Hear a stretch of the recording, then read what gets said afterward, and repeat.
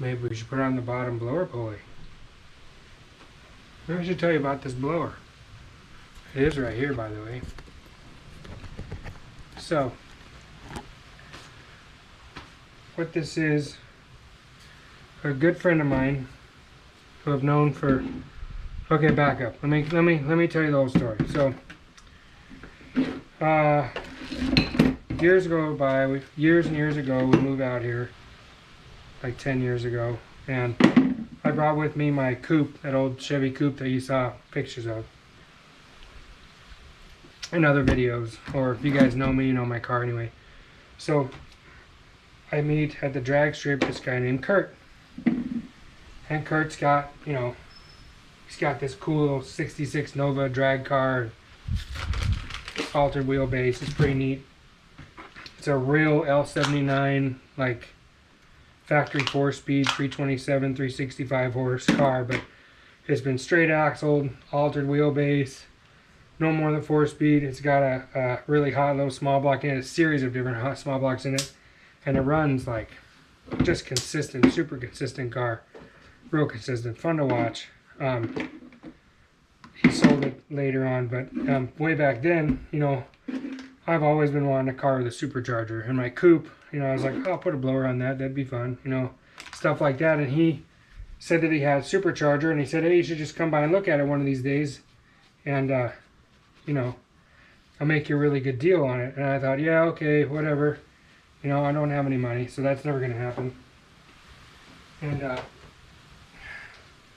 long story short, several years go by, and I finally end up with this car, really good deal. At the same time, you know, I get the motor, Rob gives me the motor and the tranny and everything, and I trade him out because I had a T5 and some other things. But as it goes on and on, more and more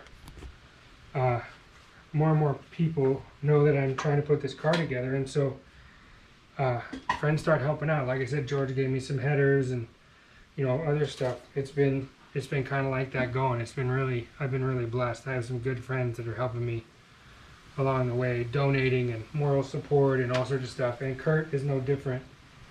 I heard that when I was working before I got hurt. One of the guys next door had a hot rod, or had a shop where they were working on cars, and he had a truck where he had a small blower on it. And he said his neighbor had a big blower with for 2 carburetors or whatever, and that he could have had the choice of either one, but he chose the small one. I said, well, if the guy's ever interested in selling, you know, the big one or trading out for the big one, I'd be interested in it. And I didn't know at the time who the kid was talking about. I just said it was his neighbor.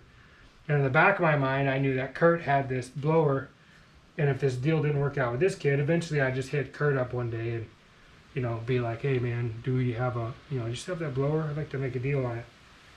And so fast forward a couple months later, another friend of mine, we're going surfing, and he says, oh, hey, by the way, we got to go by Kurt's house because Kurt wants to talk to you about that supercharger that he has. And I'm like, we're talking like this is 8 years ago since I probably talked to Kurt about it at least. And so I'm like, yeah, sure, okay, we can stop by Kurt's. I've been meaning to talk to him anyway. And so we roll over to Kurt's house, and Kurt's like, oh yeah, man, I got that supercharger. I know you want it, and I have a few other parts and whatnot. And he said the kid across the street told me that he had a friend that wanted it. And I said, well, we'll go find him.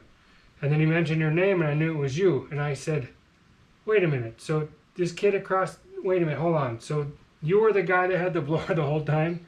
So then about that time, the kid comes across the street, and I said, why didn't you tell me my friend Kurt had it? He goes, well, I didn't know at the time. And I said, Kurt, why didn't you call me and tell me that, you know, it was, never mind. So to make long story short, Kurt let me have this thing and some other parts, and I was able to not use the other parts and sell them to other people that needed them. And I'm not in this supercharger at all, anything.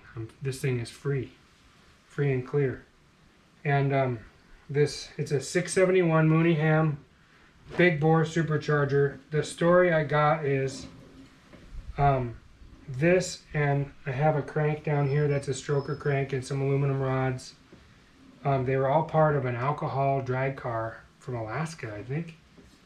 And the motor lost 2 rods from like not being properly warmed up. With aluminum rods, if they're not hot when you fire it up, if you put it in gear, you can snap the rods. And so the motor had been together. It made like a couple, 2 or 3 like real easy passes. I think in like the 7-second range. The motor was out.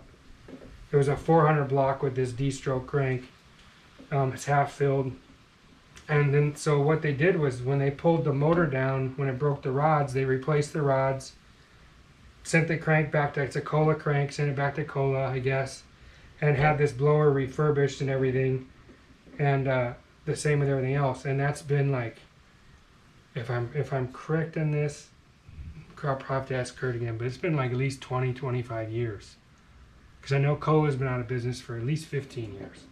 And this is a big bore 671 that was freshened up by Mooneyham or whoever did it, and it's never been back on a car.